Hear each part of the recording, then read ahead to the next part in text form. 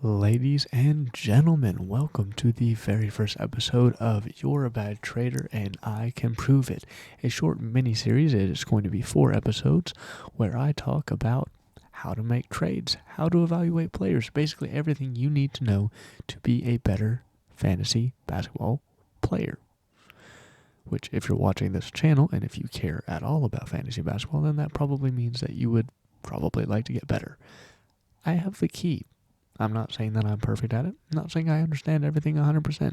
This is my take on how to evaluate players. You may disagree with me. You may say, you're right, but I don't really think it applies very well. That's okay. Again, this is just my opinion. This is the general rule that I think you should probably follow if you want to have at least civil discourse. But it is your decision whether or not you'd like to follow it or not. So, the different episodes are as follows. For episode 1, which is going to be this one, it is going to be how to evaluate players. Episode 2 will be when should I make a trade. Episode 3 will be how to evaluate a trade either being sent to you or one that you're about to send. And the 4th episode is going to be how to send a trade, which is trade conversations and the like. So, first, before we kick things off, I think it is just very, very important for the very first episode, and I know some people would have a different approach or different ways that they go about it. I think it is very important that everybody knows how to evaluate players, because that is the single biggest discrepancy between people when you're trying to make a trade. Because one person says, well, he only played 60 games last year, and the guy I'm giving you played 71, so clearly that must make him more valuable in the grand scheme of things. And maybe, but I mean, if the difference is Zion Williamson and Wemby, you clearly aren't going to tell me that, because Wemby's clearly more valuable than Zion Williamson. But you could make an argument for games played. For instance, Wemby only played like 40 games last year. Zion played I think around 60 this year. Clearly that doesn't make Zion more valuable, but you got to look at things all encompassing. So the 5 different categories I have when it comes to evaluating players, and you may add one more, you may add one less. These are the general 5 I think that most people go by, which are age, injury history, potential, production, and money. Now, we are a salary cap league, so I included money in there. If you are a non-salary cap team or fantasy player, just forget about the salary cap stuff. The money stuff doesn't really apply to you. If you are in a salary cap league, pay close attention, because that is very important. Now, it also depends on what kind of salary cap you're in. For instance, De'Aaron Fox is making close to $60 million here in a year or two, but our league is a little bit different because we have different salary valuations. It's based off your fantasy output rather than your IRL contract. So, take it with a grain of salt. Be autonomous. Learn. Let this be instructive rather than destructive to what you're currently either doing or working towards. So anyway, the very first category I have is age. Now, age is going to tell you a few different things. Number one, if you're talking about a rookie, those ages can vary. I mean, we've had 26-year-old rookies, we've had 18-year-old rookies, and generally speaking, more valuable players are going to be on the younger side. Now, that can be different. For instance, we have players come into the league all the time at 21, 22 years old, especially in this new era where collegiate basketball is keeping players longer and longer because there's more money to make there. We see a lot more players that aren't like the top end talent. They do tend to go and stay in college longer. So they're going to enter the draft around their 21, 22-year-old year. And that kind of means that they're not really old anymore as far as a rookie goes. So if you're drafting a 21, 22-year-old guy, you feel good about that. Like, you shouldn't at all be like, oh man, I wish I had an 18-year-old. Because guess what? Noah Esenge last year was the number 14 overall pick. So, he was a lottery pick.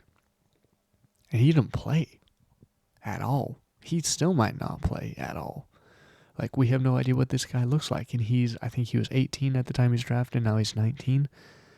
Look, it's great to have a young guy because it could mean that you have him for longer. It also means he knows nothing. I mean, I'm older than an 18-year-old right now.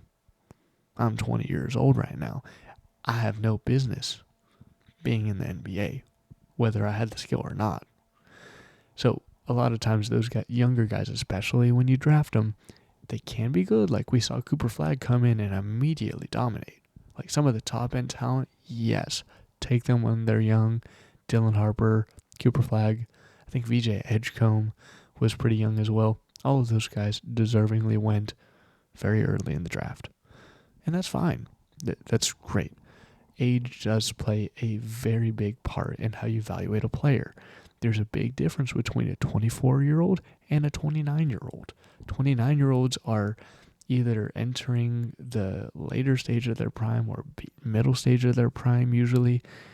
Primes usually last from like when it depends on the archetype of player you are. If you rely heavily on your physicality, that might be from like when you're 24, 25 to when you're 28 to 29 years old.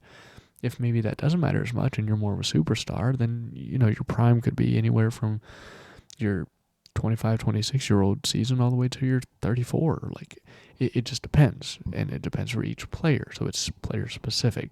But generally speaking, younger is better, and you're going to get more value out of a younger player. Rookies, again, it varies. Personally, I think the happy medium is around 20 for a rookie, 21, 22. It can be a little bit older, but I usually wouldn't want to draft a guy after 22 because I also want to draft for the long-term potential of a guy. And a 26-year-old, I probably know what he looks like by year 2. A 22-year-old, he's only 24 2 years into the league. So I also have him for a long time, and his potential is still there. So that's pretty much it for rookies. Now, let's talk about age for people that aren't rookies. So we're talking about people, we'll just say 23 and on. So from 23, or we'll include 21, 22, and 23 as the first bit. And the reason I'm including that is because we do still have a lot of players coming in, and they're 19, 20 years old when they're drafted. So after that, we have their freshman, senior, and freshman, sophomore, and junior years in the league. Those are just their first 3 years. These are very critical years. If I draft a guy and, he showed some flashes, some promise, then I'm going to keep him for a few years unless I end up wanting to trade him. But those first few years are critical because that first year, I'm going to find out a lot. Rookie year, I'm going to find out a lot. His second year, this is a key year. His sophomore year, we find out so much about what type of archetype they are, how much the team is going to use them, whether they're going to be stuck in a rotation. We find out a lot. So it's very, very important that we look at that as well.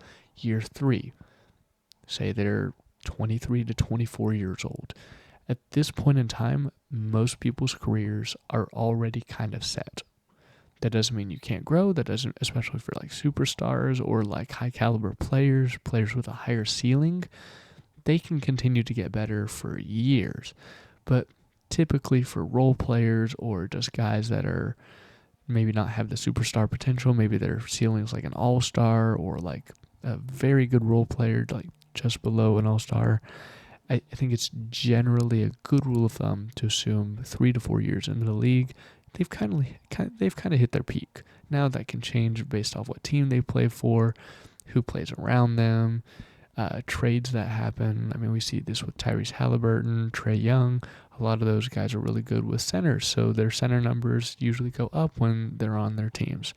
So, that's something to look out for regardless of age.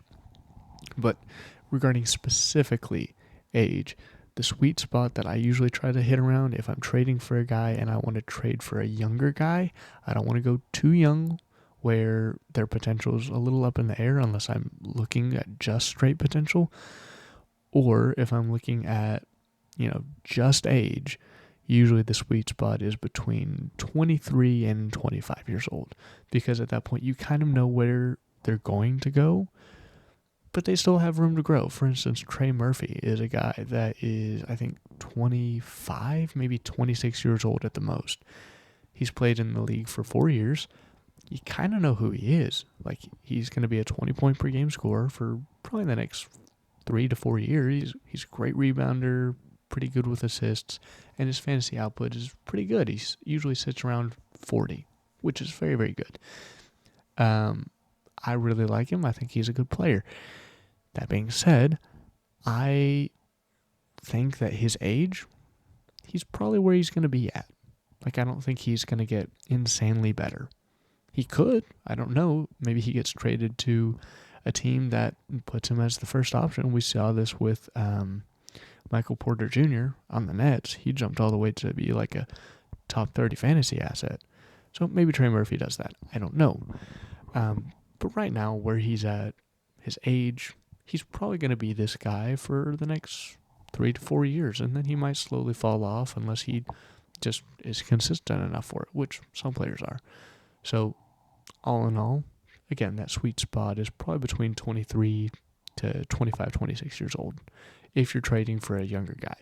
Now, as you age, obviously, your value goes down a little bit, because there's a difference between trading into that sweet spot where you're trading for like a younger all-star, 23 to 26 years old, where you kind of know who they are and who they're going to be. That's great. Now, once you get into like the 27, 28, 29-year-olds, that's where you start entering a lot of players' primes. And what that means is they're a little bit more seasoned, more consistent. Usually they're just all around better at things. You should have a couple of these guys on a championship caliber team. It doesn't mean all the time, but, a good majority of the time, 2 or 3 guys in this age range are going to suit you well, because they're going to be consistent, and consistency is important, unless they're just chronically inconsistent, but that usually in this age range isn't super common. That being said, you don't want too many of these guys, because a lot of times these guys are going to fluctuate. Injuries start to happen around this time. This is when you start to see some players start to regress, and maybe their body starts giving out on them.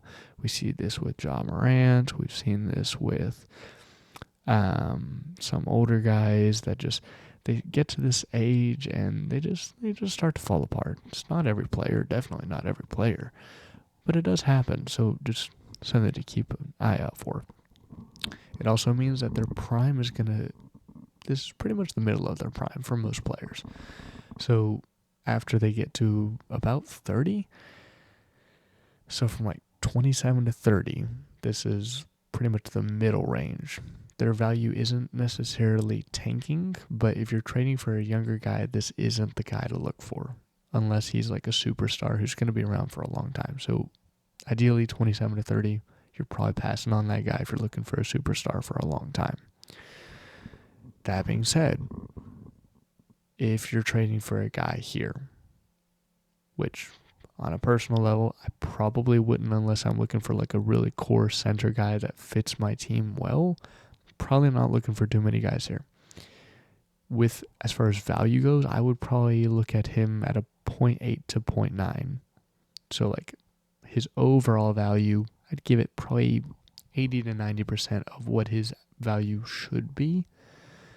When you're looking at somebody that's entering the middle to end of their prime. Now, after you get past 30, this is where that fall off is going to happen really, really quick, because injuries start piling up super fast. You also don't see a lot of guys make it to their 31 to 3-4-year-old season. A lot of players don't get that.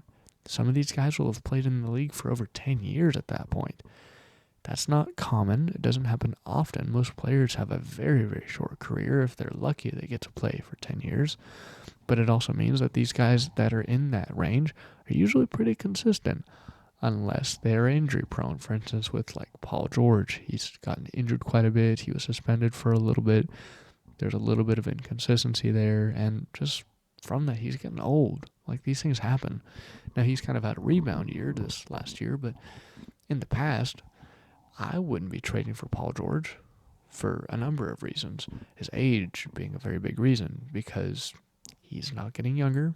His body is going to start falling apart more and more. He's going to miss more games.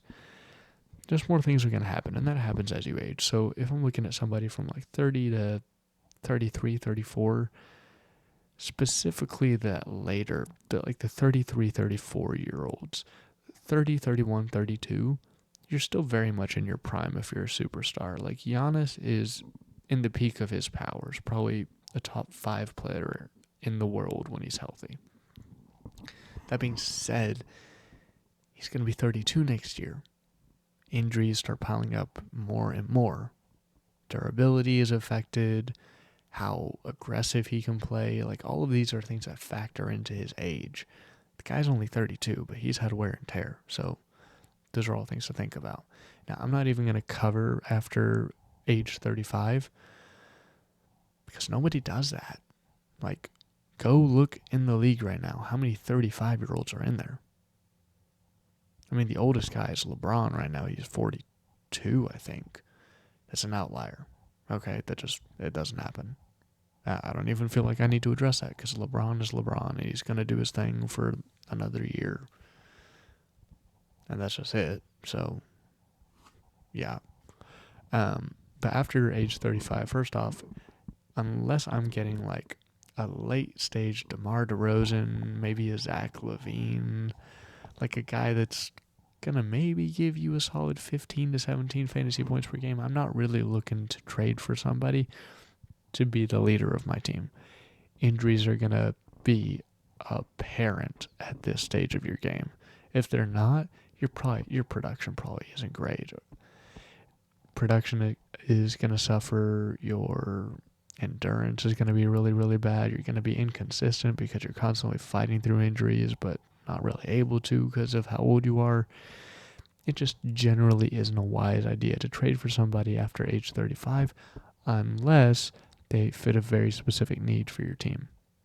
If you have more than 3 or 4 guys, 3 or 4 is way too many.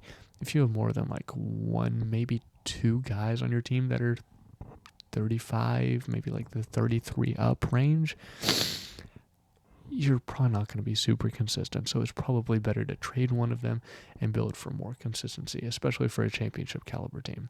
So age is a very big factor, and I know I talked about that a lot, but that plays into your potential a lot. And that's going to be the next thing that we talk about. And it also very much plays into injury.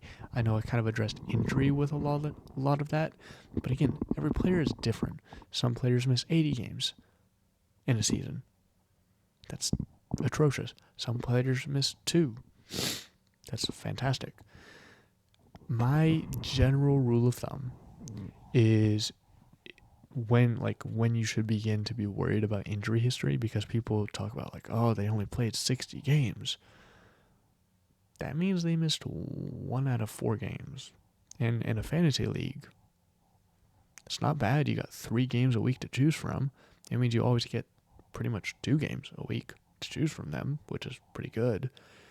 If they play 56 games, I get a little more skeptical there, because that means that I'm only getting to pick ever 2 games a week from them. So, that's a little bit more difficult.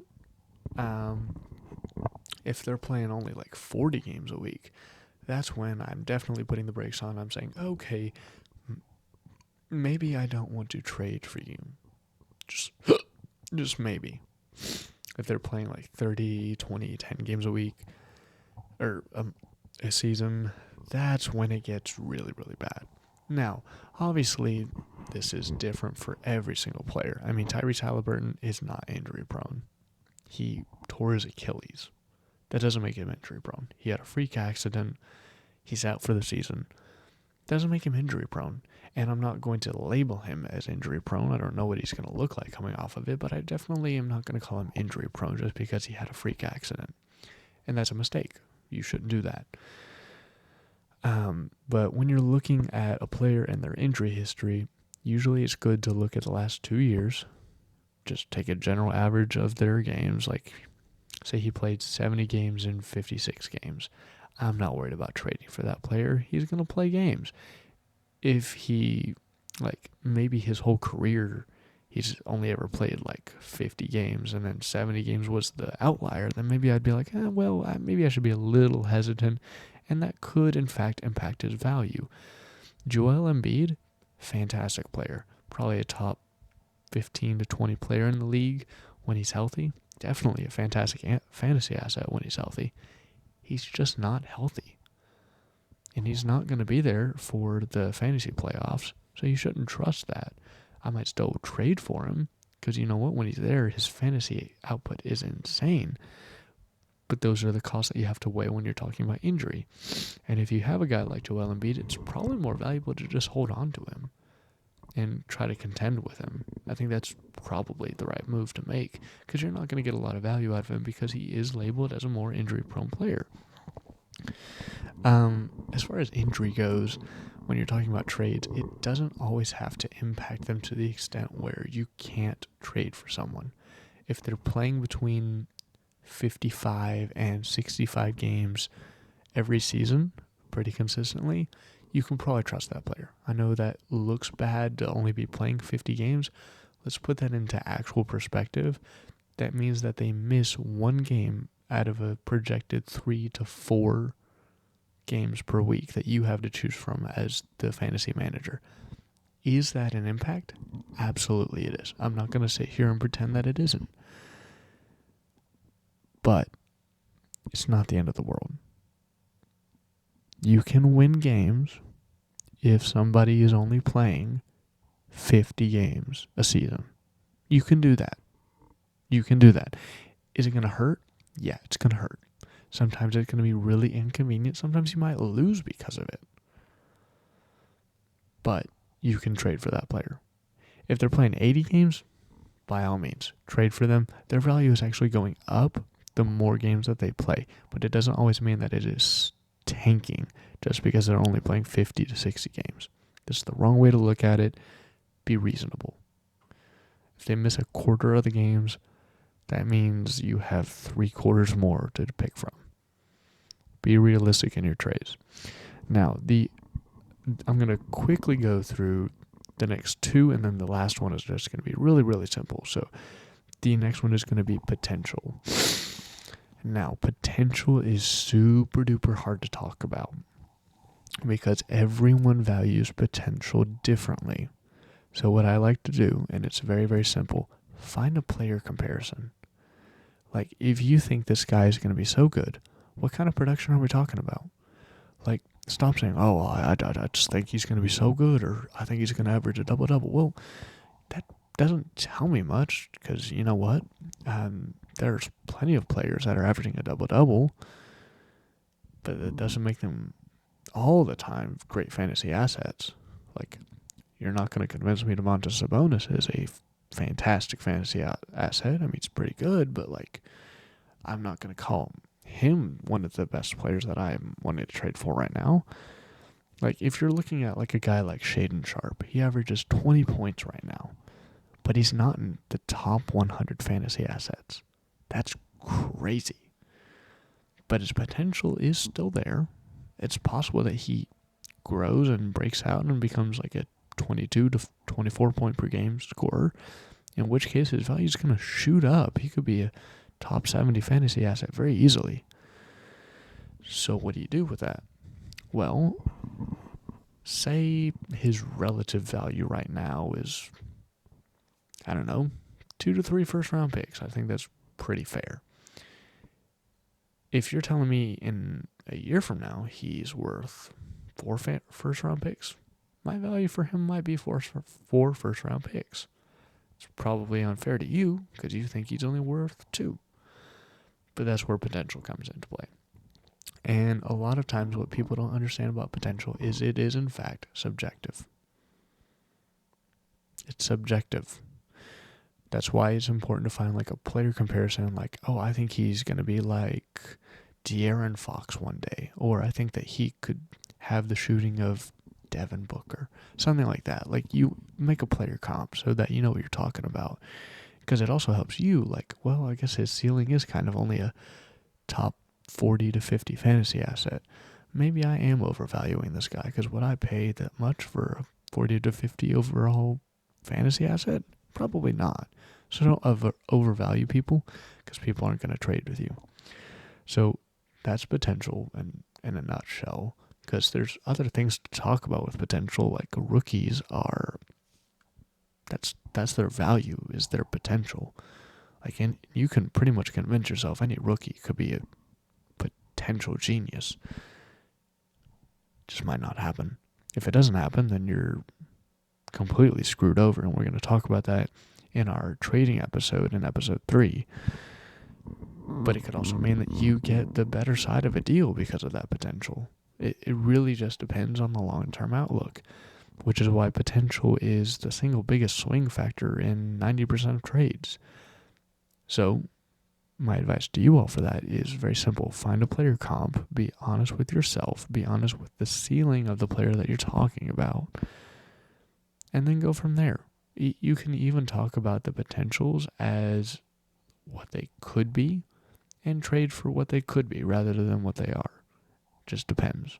And you can do that same thing with age. For instance, Paul George is going to regress next year. You can't convince me otherwise. He's not going to have a 30-point per game season next year unless he goes back on the roids. So my advice would be to trade him. And don't trade him as a 34-year-old. Trade him as a 35-year-old, because no one's going to trade for him as a 34-year-old. They're going to trade for him as a 35-year-old, as they should. So be honest with your valuations of players. Now, the last 2 categories are money and production. Money, we are a salary cap league. So money does in fact play a big role in how you trade for a guy. Honestly, the biggest thing, you don't want a lot of big contracts. You don't want that. In my opinion, the best that you can do, go get 1 star making $50 million or more, and that's it. You don't want 2 big old contracts, 3, 4, 5 big old contracts. Not a good idea. If you can manage it, do it. If the money's just worked out that way, where you get like 4 of the top 10 assets or something, sure, do that. Why not? But ideally, it's just not the best idea. So, what does a contract imply for someone's value? Well, based off how we do contracts on the salary cap league, your contract is actually very closely aligned with your production as a fantasy asset. So it could be good to have a couple costly players on the team. But if you only have costly players on the team and you don't have anybody to provide that bench depth like Alex Caruso or Nas Reed or, somebody in like the early 17, 18 fantasy point per game scorers, those are very necessary for a championship roster. If you don't have them, you're not going to succeed. So find a way to balance it. Get 1 or 2 stars at the most. And then build out your roster with 20 to 22 fantasy point per game scores. Be consistent. You need the stars to have a really good ceiling. But without the depth, you have a bare minimum floor. And you don't want to limit yourself. All right, I'm running just a little bit low on time, so we're going to go to the very last segment, which is production. This is exactly what it sounds like. If they are a 24 fantasy point per game score this year and you don't expect them to drop, trade for them like they are a 24 fantasy point per game score. Sometimes that means packaging 2 20 point per game scores to get them. The reason being, and people don't understand this, people do not understand this, and for the life of me, I don't get it. There is a big difference between a 24 and a 20 because it's an average. It's 24 fantasy points per game average.